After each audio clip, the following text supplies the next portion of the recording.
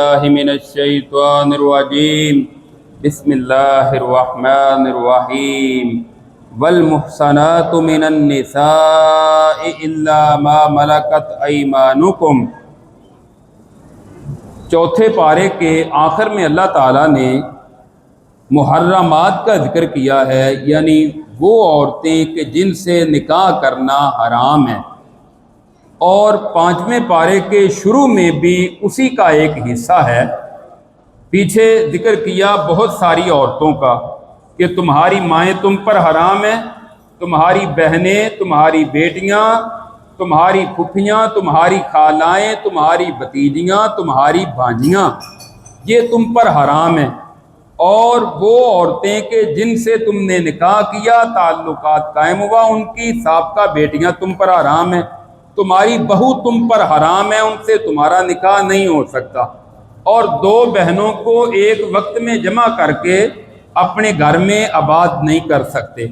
پانچویں پارے کے شروع میں فرمایا وہ شادی شدہ عورتیں کہ جن کے خامد موجود ہیں، ان کی شادی ہو چکی ہے، ان کے خامد موجود ہیں، اب ان سے بھی کسی اور کا نکاح نہیں ہو سکتا، اللہ کہ ان کا خامد ان کو طلاق دے دے، عدت گزار لیں، عدت کے بعد نکاح، عدت کے اندر بھی نکاح نہیں کیا جا سکتا، یا پھر ان کے خامد فوت ہو جائیں، فوت ہونے کے بعد ان کی عدت ہوگی، عدت کے بعد نکاح ہے، عدت کے اندر نکاح نہیں ہو سکتا۔ اسی طرح اگر کوئی عورت خلا لے لیتی ہے تو خلا لینے کے بعد عدت ہے، عدت گزارے گی، عدت کے بعد آگے نکاح کر سکتی ہے، عدت کے اندر نکاح نہیں ہو سکتا۔ فرمایا ہاں مگر جو تمہاری لونڈیاں ہیں، لونڈیاں اس دور میں ایک تو فروخت ہوتی تھی، دوسری میدان جنگ سے گرفتار ہو کے آتی، اور سپہ سالار جو ہے وہ مجاہدین میں تقسیم کر دیتے۔ اسلام نے وقت کے ساتھ ساتھ اس کی حوصلہ شکنی کی ہے، پابندی نہیں لگائی، اب بھی پابندی نہیں ہے، کسی دور میں بھی وہ سلسلہ ہو سکتا ہے۔ اگر جہاد ہوتا ہے، لونڈیاں آتی ہیں، سپہ سالار تقسیم کرتا ہے، یہ ایک الگ سے سلسلہ ہے، عام حالات میں لونڈیاں آج کل موجود نہیں ہوتی۔ فرمایا کہ ان کے ساتھ تمہارا نکاح نہیں ہو سکتا، ہاں تم باقی جو اس کے علاوہ ہے نا ان سے تم نکاح کرو، نکاح کرو، ان کو ان کا مہر دو، حق مہر دو، اور خفیہ تعلقات بدکاری والے کسی عورت سے تمہارے لیے جائز نہیں ہے، مہر دینا تمہاری ذمہ داری ہے جو مقرر کر لیا ہے۔ ہاں اگر وہ اپنی مرضی سے تمہیں چھوڑ دیتی ہیں تو یہ ٹھیک ہے، لیکن تم یہ نہ کرو کہ مہر مقرر کر کے پھر ان کا حق ان کو نہ دو، وہ عورت کا حق ہے جہاں چاہے اس کو خرچ کرے، یہ اس کے لیے ہے۔ اس کے بعد اللہ تعالیٰ نے فرمایا کہ اے ایمان والو، آپس میں ایک دوسرے کے مال کو باطل طریقے سے نہ کھاؤ، نجائز طریقے سے، چوری کر کے، ڈکیتی کر کے، رشوت کے ذریعے، سود کے ذریعے، ڈنڈی مار کے، کم تول کر اور ملاوٹ کر کے، دھوکہ دے کر، کسی بھی نجائز طریقے سے تمہارے لیے مال کھانا جائز نہیں ہے۔ ہاں آپس کی رضامندی سے تجارت کرو، مال کماؤ، وہ تمہارے لیے حلال ہے، وہ تمہارے لیے جائز ہے۔ اس کے بعد اللہ تعالیٰ فرماتے ہیں کہ مرد جو ہیں ان کو عورتوں پر حاکم مقرر کیا گیا ہے۔ ویسے دونوں میاں بیوی مل کر گھر کا سرکل چلتا ہے، لیکن بہرحال برتری ایک کی ضروری ہے، وہ ہے مرد۔ اللہ تعالیٰ نے مردوں کے الگ سے حقوق مقرر کیے، عورتوں کے الگ سے، لیکن بالآخر جو زیادہ سربراہی ہے وہ مردوں کی ہے، عورتوں کی نہیں ہو سکتی۔ اسی لیے حدیث میں یہ بھی آتا ہے، رسول اللہ علیہ وسلم کو جب بتایا گیا نا کہ فلاں جو ہے ایک عورت کو لوگوں نے اپنا حکمران بنا لیا، تو آپ نے فرمایا وہ قوم کیسے فلاح پا سکتی ہے جنہوں نے اپنی سربراہ ایک عورت کو بنا لیا۔ عورت کو سربراہ بنانا درست نہیں ہے، اب چونکہ وہ سسٹم ہی نہیں، اب من مانی مرضی اسلام کا نظام کون دیکھتا ہے، جو چاہتا ہے کر دیتا ہے، بس کہتے ہیں اسلام اپنی جگہ، تو یہ انداز بہرحال غلط ہے، شریعت اس بات کی اجازت نہیں دیتی، یہ درست نہیں ہے۔ اس کے بعد اللہ تعالیٰ نے فرماتے ہیں مردوں کی ذمہ داری اس لیے زیادہ ہے برتری کہ وہ اپنے مال خرچ کرتے ہیں، عورتوں کا نان و نفقہ، کھانا پینا، رہائش، لباس، یہ سب مرد کے ذمے ہیں، شادی سے پہلے باپ کے ذمے، شادی کے بعد خامد کے ذمے۔ اب باپ کی ذمہ داری نہیں ہے، بعض نلائق خامد مل جاتے ہیں، وہ اپنی بیوی کو کہتے ہیں اپنے میکے سے لے کر آؤ، बेचारे वालिदैन परेशान होते हैं, अब क्या करें, अपना घर चलाएं या अब इस नलायक का जो इसके साथ हमने बेटी की शादी कर दी है। हालांकि खामद की जिम्मेदारी है, बीवी की जिम्मेदारी भी नहीं है कि वो जाकर कमाए। बाद मुआशरों में ऐसे है, खामद अपना कमा रहा है, बीवी अपनी कमा रही। ये अंदाज दुरुस्त नहीं है कि बीवी अपने अखराजात, हाँ अगर अलग से कमाती है जायद शरीयत के दायरे में रहकर कमा सकती है, उस पर पाबंदी नहीं है, लेकिन अखराजात जो हैं वो मर्द के जिम्मे हैं। इसके बाद अल्लाह ताला ने 4 तरीके बयान किए हैं अगर घर में मामलात खराब हो जाएं। हमारे मुआशरे में जहालत का नतीजा ये है, शुरू काम तलाक से होता है, हालांकि तलाक से पहले 4 स्टेप सूरत उन-निसा की आयत नंबर 34-35 में अल्लाह ने बयान किए हैं। वो क्या, बीवी नाफरमानी करती है, अपने खामद की इताअत नहीं करती, उसकी बात नहीं मानती, अब उसका हल क्या है? फरमाया उसका हल ये है, पहली बात तो ये है कि तुम उसको वाज़ो नसीहत करो, उसको समझाओ कि ये अंदाज तुम्हारा दुरुस्त नहीं है, इस तरह तुम ना करो, ऊपर लगा, ये तुम्हारा अंदाज दुरुस्त नहीं है, इस तरह ना करो, अपने खामद की नाफरमानी ना करो।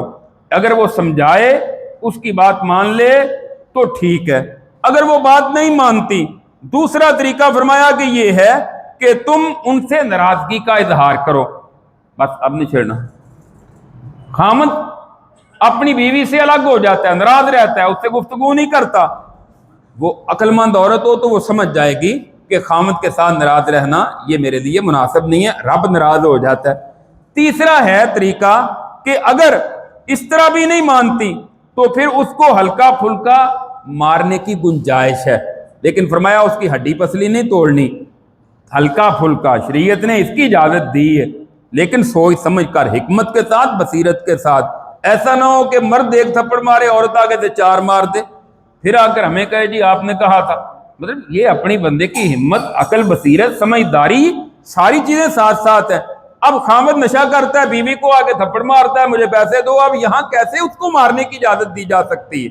और फिर बहुत ज्यादा मारने से शरीयत ने रोक दिया है कि आपस में जानवरों की तरह उसको ना मारो, वो तुम्हारे साथ इंसान है, अपने माँ बाप का घर छोड़कर तुम्हारे घर आई और तुमने उस पर अजीबो गरीब रवैया उसके साथ इख्तियार किया हुआ है, वो औरत है, इंसान है या जानवर है? तुम इस तरह का अंदाज इख्तियार ना करो।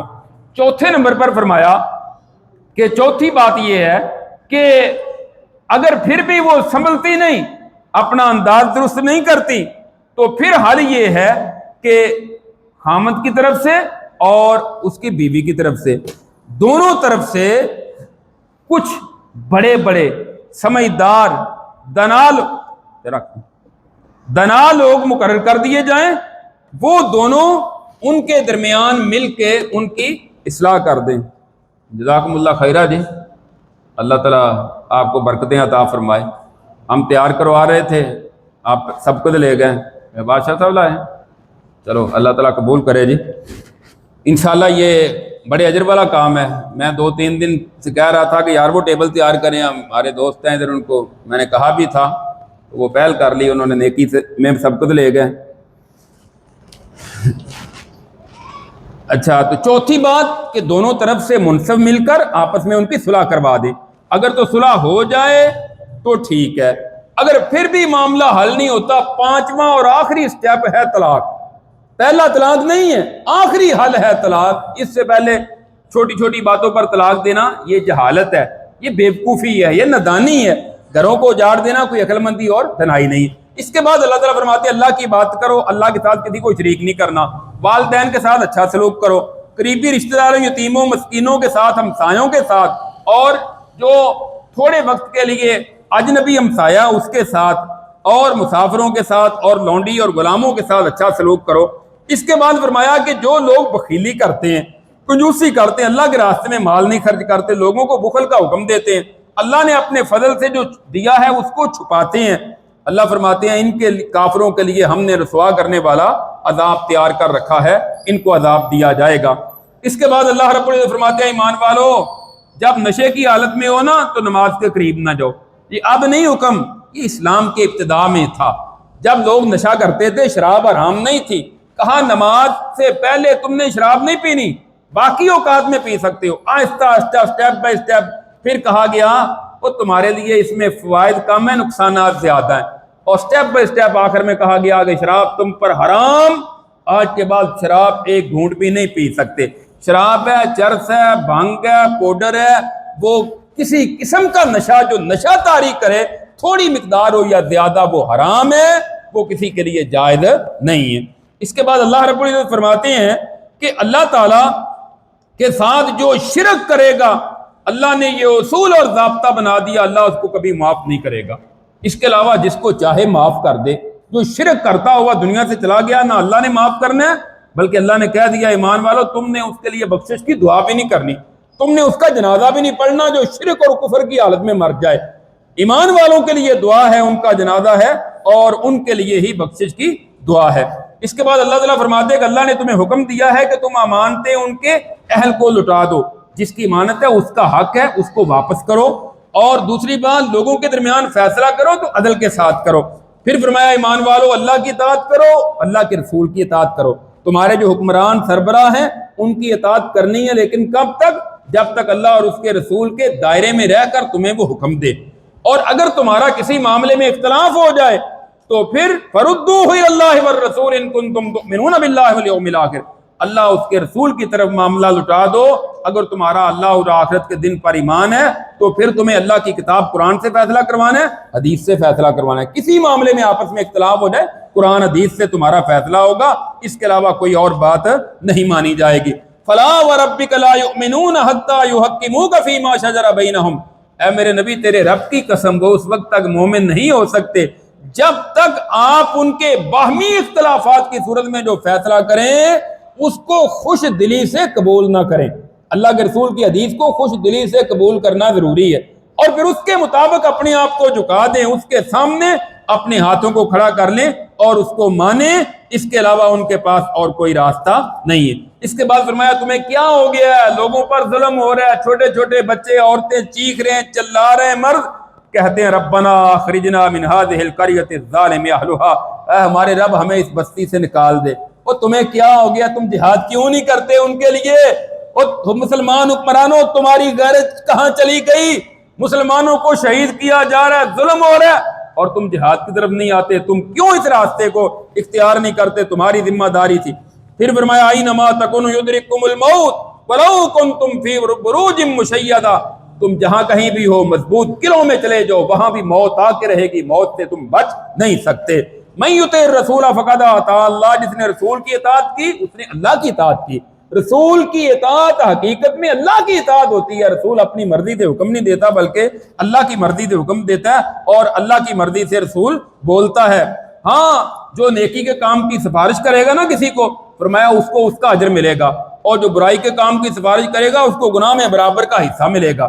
آپ کسی کو نیکی کی دعوت دیتے ہیں، سفارش کرتے ہیں، یار فلاں بندہ غریب ہے، فلاں مسجد میں ضرورت ہے، وہاں اپنا مال خرچ کر دو، وہ آپ کے کہنے پہ خرچ کرتا ہے، آپ کو برابر کا ثواب مل گیا۔ آپ نے کسی کو کہا وہاں جا کے یار شراب کا اڈا ہے تو وہاں آؤ میں بھی آپ کو ساتھ لے چلتا ہوں، آپ گناہ میں برابر کے شریک ہو گئے۔ لہذا نیکی کی سفارش کرو، برائی سے بچو۔ رسول اللہ فرماتے ہیں اشفعوا تؤجروا، نیکی کے کام میں سفارش کیا کرو، تمہیں اس کا اجر دیا جائے گا اور تمہیں اس کا اللہ تعالیٰ بدلہ عطا کریں گے۔ اس کے بعد اللہ تعالیٰ نے فرمایا کہ جب ظالموں کو موت آتی ہے نا، ہاں ان الذین توفاہم الملائکۃ ظالمی انفسہم قالوا فیما کنتم، وہ لوگ جنہوں نے اپنی جانوں پر ظلم کیا، فرشتے ان کی روح قبض کرتے ہیں، کہتے ہیں تم کیا تھے، دین پر عمل کیوں نہیں کیا؟ کہتے ہیں ہم تو زمین میں کمزور تھے۔ وہ کہتے ہیں ہجرت کیوں نہیں کی، اور یہاں سے چلے جاتے دوسرے علاقوں میں، تمہیں کیا ہو گیا تھا؟ اس لیے ضروری ہے کہ جن علاقوں میں اسلام پر عمل کرنے پر پابندی ہو وہ علاقے چھوڑنے لازمی ہیں۔ ہجرت کر کے کسی دوسرے علاقے میں، کسی دوسرے ملک میں، کسی دوسرے شہر، کسی دوسرے دیہات میں چلے جاؤ، اپنے آپ پر ظلم نہ کرو اور اپنا نقصان نہ کرو۔ اس کے بعد قصر نماز کا تذکرہ کیا کہ اگر سفر میں ہو یا خوف میں ہو تو نماز قصر کر سکتے ہو، 4 کی بجائے 2 رکعت صرف سنتے ساری معاف، نفل معاف، صرف اور صرف 2 فرض پڑھ لو، مغرب کے 3 باقی سب کے 2، تمہاری نماز مکمل ہے۔ فجر کی سنتے رسول اللہ پڑھا کرتے تھے۔ اس کے بعد نماز خوف کا ذکر ہوا کہ میدان جنگ میں جہاد کر رہے، دشمن سامنے کھڑا ہے، فرمایا ان حالات میں بھی تم جماعت کرواؤ۔ اس کے کئی طریقے، یہاں بھی طریقے قرآن میں بیان ہوئے، اس کے علاوہ حدیث میں کئی طریقے بیان ہوئے۔ 2 گروہ بن جائیں، اے میرے نبی ایک گروہ آپ کے ساتھ نماز پڑھے، دوسرا گروہ دشمن کے سامنے جا کے کھڑا ہو جائے، یہ 2 رکعت پڑھیں اور باقی وہاں جا کر پوری کریں، وہ دوسرا گروہ آ جائے وہ بھی آپ کے ساتھ 2 رکعت پڑھے اور باقی جا کے آپ 4 پھیر کے سلام پھیریں، وہ اپنی نماز اٹھ کر پوری کرے۔ اور بھی نماز خوف کے طریقے بیان کیے۔ مطلب یہ ہے کہ خوف میدان جنگ میں، جنگ کی حالت میں بھی نماز با جماعت ہے۔ یہاں بالکل گھر میں امن و امان میں بیٹھے ہوئے ہیں، نماز پڑھتے ہیں جی، پڑھتے ہیں، اپنی پڑھ لیتے ہیں، بس گھر میں ہی پڑھ لیتے ہیں، وہ تم عورتیں ہو یا مرد تو گھر میں پڑھ لیتے ہو، کیا انداز ہے تمہارا؟ میدان جنگ میں بھی جماعت کا حکم، جماعت کراؤ، اور یہاں گھر بیٹھے امن و امان کے ساتھ بس اپنی پڑھ لیں۔ عورتوں کے لیے گھر میں اجازت ہے، مردوں کے لیے گھر میں اجازت نہیں، بغیر کسی عذر کے، بیمار ہے، مریض ہے، چل پھر نہیں سکتا، مسجد میں آ نہیں سکتا، اس کی تو چلو مجبوری ہوئی نا۔ اور اگر وہ پہلے جماعت کے ساتھ پڑھتا تھا، اب وہ 10 سال تک بھی 4 پائی پر پڑا رہے، صحت کی حالت میں جماعت کے ساتھ پڑھتا تھا، اس کو جماعت کا ثواب ملے گا، اور جو صحت کی حالت میں جماعت کے ساتھ نہیں آتا تھا، وہ 4 پائی پہ، اس کو ثواب کس کا ملنا ہے؟ ہٹا گٹا ٹھیک ٹھاک بالکل نوجوان اور گھر میں بیٹھا ہوا ہے اور نماز کے لیے نہیں آتا، تو اس کو کس کا ثواب ملے گا؟ آگے فرمایا وَمَن يُشَاقِقِ الرَّسُولَ مِن بَعْدِ مَا تَبَيَّنَ لَهُ الْهُدَىٰ وَيَتَّبِعْ غَيْرَ سَبِيلِ الْمُؤْمِنِينَ نُوَلِّهِ مَا تَوَلَّىٰ وَنُصْلِهِ جَهَنَّمَ وَسَاءَتْ مَصِيرًا۔ جس نے رسول کی مخالفت کی اس کے بعد کہ اس کے لیے ہدایت واضح ہو گئی اور مومنوں کا راستہ چھوڑ کر دوسرے راستے پہ چلا، اللہ کہتے ہیں ہم اسی طرف پھیر دیتے ہیں جس طرف یہ پھرتا ہے، ہاں ان لوگوں کا ٹھکانہ ہم جہنم کی آگ کو بنا دیتے ہیں، پھر یہ جہنم کی آگ میں جائیں گے اور ان کا ٹھکانہ جہنم کی آگ ہوگا۔ اس کے بعد اللہ تعالیٰ فرماتے ہیں کہ اگر تمہارا عورتوں کے ساتھ چھوٹا موٹا معاملہ ہو جائے نا، ناراضگی ہو جائے، طلاق نہ دیا کرو، چھوٹی چھوٹی باتوں پر علیحدگی نہ اختیار کیا کرو، بلکہ صلح کرو، وَالصُّلْحُ خَيْرٌ، صلح ہی تمہارے لیے بہتر ہے، حتی الامکان اپنے گھر کو بسانے کی، آباد کرنے کی کوشش کرو۔ پھر فرمایا ایمان والو گواہی دو اللہ کے لیے، سیدھی گواہی دو، سچی گواہی دو، حق والی گواہی، جھوٹی گواہی نہیں دینی، یہ کبیرہ گناہ ہے جھوٹی گواہی دینا۔ ہاں تمہارے اپنے خلاف ہے تب بھی گواہی سچی، تمہارے والدین کے خلاف ہے تب بھی گواہی سچی، تمہارے قریبی رشتہ داروں کے خلاف ہے گواہی حق والی۔ یہ نہ خیال کرو یہ غریب ہے، یہ امیر ہے، میں غریب کا ساتھ دوں گا یا میں غریب کی ہمدردی میں اس کا ساتھ دے رہا ہوں، نہیں، تمہاری ذمہ داری کا حق کے ساتھ گواہی دو، اللہ بہتر جانتا ہے کہ کیا ہے اور اللہ نے اس کو اس کا بدلہ کیا دینا ہے۔ اس کے بعد فرمایا کہ جن مجالس میں اللہ کے ساتھ یا اللہ کی آیات کے ساتھ مذاق کیا جا رہا ہو، تم ان مجلسوں میں نہ بیٹھا کرو، تمہارا حق نہیں ہے، اللہ اور اللہ کے رسول کا مذاق اڑایا جا رہا ہے، تم مجلس کا حصہ بن کے بیٹھے ہو، اٹھ جاؤ وہاں سے کہ میرا اس مجلس کے ساتھ کوئی تعلق نہیں ہے، گناہ والی مجلسوں سے اٹھ جایا کرو۔ وہ شادیاں جہاں باجے باج رہے ہوتے ہیں، گانے باج رہے ہیں، آپ بیٹھے ہوئے ہیں، اور بے حیائی ہو رہی، آپ بیٹھے ہوئے ہیں، اللہ کے بندو اٹھ جاؤ، چلے جاؤ وہاں سے کہ میں ایسے فنکشن میں، ایسی شادی کا حصہ نہیں بننا چاہتا۔ شراب چل رہی سامنے ٹیبل پہ آپ بیٹھے ہوئے ہیں، آپ کہتے ہیں میں نہیں پیتا، آپ پیتے نہیں تو آپ بیٹھے کیوں ہیں وہاں سے؟ اٹھ جائیں آپ وہاں سے، ایسی مجالس سے اپنا تعلق ختم کر دیں۔ اللہ تعالیٰ نے یہودیوں کا بھی ذکر کیا اس پارے میں کہ ان کے اندر کون کون سی خرابیاں تھیں، اور اسی طرح منافقین کا تذکرہ کیا ہے، اور منافقوں کا تذکرہ کرتے ہوئے فرمایا کہ یہ جو منافق ہے نا، یہ اصل میں اللہ کو دھوکہ دینا چاہتے ہیں، اللہ کے اپنے آپ کو دھوکہ دے رہے ہیں، اور جب نماز کے لیے کھڑے ہوتے ہیں ان کی کیفیت یہ ہوتی ہے کہ اس طرح جیسے گر رہے ہیں، سستی کے مارے ہوئے، کاہلی کے مارے ہوئے، اور ان کی حالت لوگوں کو دکھلانے کے لیے ہوتی ہے کہ یہ ریاکاری کے لیے نماز کے لیے آتے ہیں۔ نماز ہے، عبادت ہے اللہ کی رضامندی کے لیے، اللہ کو خوش کرنے کے لیے، جب اللہ خوش ہو جائے گا سارے معاملات حل ہو جائیں گے۔